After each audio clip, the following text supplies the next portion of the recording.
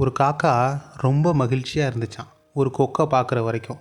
அந்த கொக்கை பார்த்ததும், இந்த கொக்கு ரொம்ப வெள்ளையாக அழகாக இருக்கே அப்படின்னு சொல்லிட்டு அந்த கொக்கிட்ட போய், நீ தான் ரொம்ப மகிழ்ச்சியான பறவை, நான் பாரு எவ்வளோ கருப்பாக இருக்கேன் அப்படின்னு சொல்லிச்சான். அதுக்கு அந்த கொக்கு சொல்லிச்சான், நானும் மகிழ்ச்சியாக தான் இருந்தேன் ஒரு கிளியை பார்க்குற வரைக்கும்.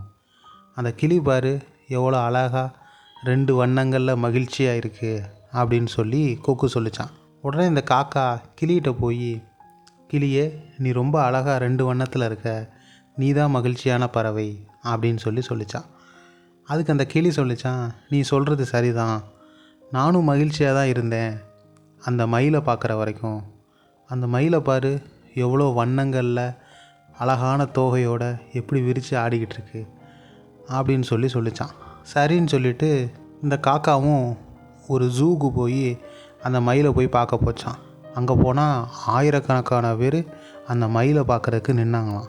ஆஹா, இந்த மயிலை பாரு இவ்வளோ அழகாகவும் இருக்குது, அந்த மயிலுக்கு இவ்வளோ ரசிகர்களும் இருக்காங்க, அதனால் மயில் தான் ரொம்ப மகிழ்ச்சியான பறவை அப்படின்னு சொல்லி அந்த மயில்கிட்ட போய் பேசிச்சான். அதுக்கு அந்த மயில் சொல்லிச்சான், என்னோடய அழகு தான் என்னை இந்த ஜூவில் பூட்டி வைக்கிறதுக்கு காரணமாக இருக்குது.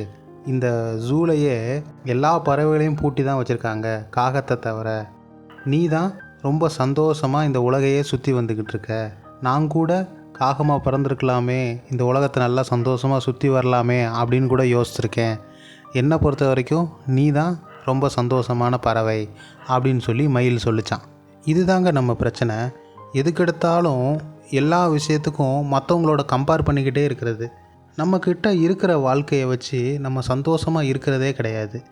கம்பேர் பண்ணுறனால ஒரு பயனும் கிடையாது.